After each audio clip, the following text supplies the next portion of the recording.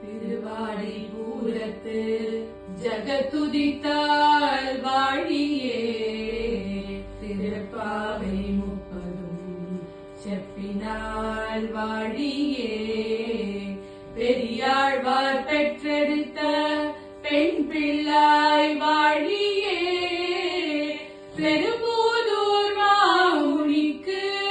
பின்னால் வாழியே 143 உரைத்தால் வாழியே உயரங்கட்கே கண்ணீர் உகந்தளித்தால் வாழியே மறுவாரும் திருமல்லி வளநாடி வாழியே வன்புதுவை நகர் கோதை மலர்பதங்கள்